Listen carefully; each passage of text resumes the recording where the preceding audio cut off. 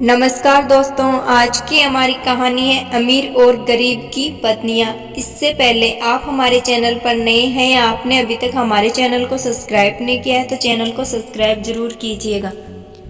Africa में किसी जगह एक बहुत गरीब आदमी रहता था जिसका नाम आनंद सी था। उसके घर के पास एक बहुत अमीर आदमी रहता था जिसका नाम कुछ नहीं था।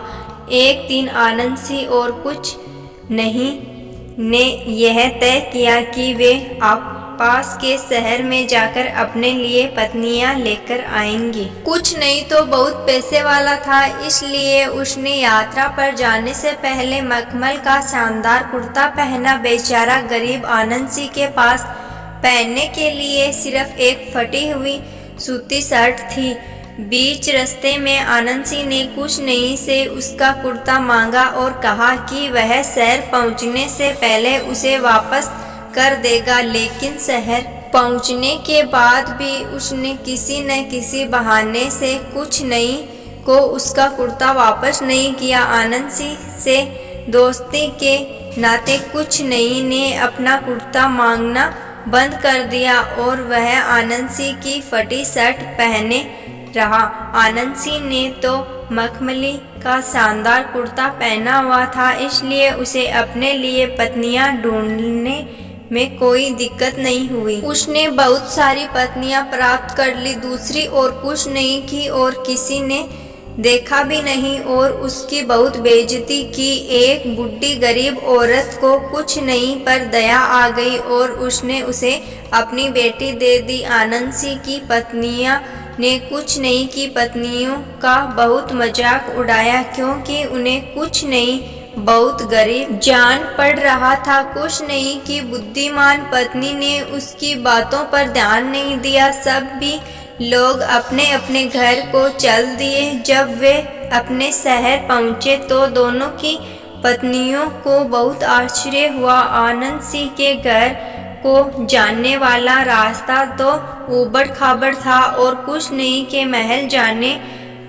जैसा घर का रास्ता पक्का था। कुछ नहीं के नौकरों ने उस पर जानवरों की खालें और कालीन बिछाए हुए थे। नौकर स्वयं अपनी पत्नियों के साथ अच्छे कपड़े पहनकर स्वागत के लिए खड़े थे। आनंद सिंह के लिए कोई इंतजार नहीं कर रहा था। कुछ नहीं की पत्नी पूरे शहर की रानी की तरह रहती थी और जो चाय खरीद सकती थी। आनंद सिंह की पत्नियों को तो खाने के लाले पड़े हुए थे और वे नमक लगाकर कच्चे केले खाती थी। कुछ नहीं की पत्नी को जब आनंद सिंह की पत्नियों की दुर्दशा के बारे में पता चला तो उसने उन्हें अपने महल में बुला लिया। आनंद सिंह की पत्नियां कुछ नहीं के महल में पहुंचकर इतनी खुश हुई कि उन्होंने आनंद सिंह की झोंपड़ी में वापस जाने को मना कर दिया। आनंद सिंह को बहुत गुस्सा आया। उसने कुछ नहीं को जान से मारने का फैसला कर लिया। उसने अपने कुछ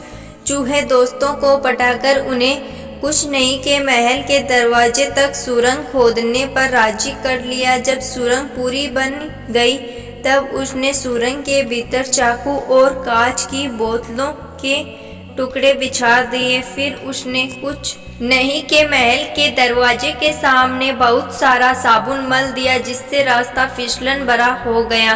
रात को जब उसे लगा कि कुछ नहीं आराम से सो गया है तब उसने कुछ नहीं को बाहर आकर कुछ बात करने के लिए आवाज लगाई। कुछ नहीं की पत्नी ने उसे इतनी रात को बाहर जाने के लिए मना कर दिया। आनंद सिंह ने बार बार कुछ नहीं को पुकारा, लेकिन उसकी पत्नी उसे बाहर जाने से रोकती रही। लेकिन कुछ नहीं ने अंततः उसकी बात को अनसुना कर दिया और आनंद सिंह से बात करने के लिए बाहर आ गया।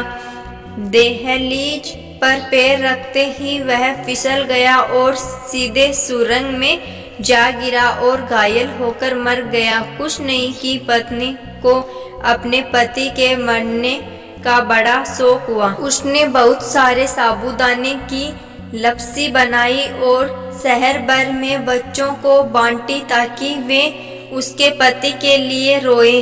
इसलिए आज भी हम जब कभी बच्चों को रोते देखते हैं तो रोने का कारण पूछने पर यह जवाब मिलता है कि वे कुछ नहीं के लिए रो रहे हैं। इस कहानी से हमें ये सीख मिलती है दोस्तों, अगर कोई हमारी मदद करे तो हमें उसका गलत फ़ायदा नहीं उठाना चाहिए।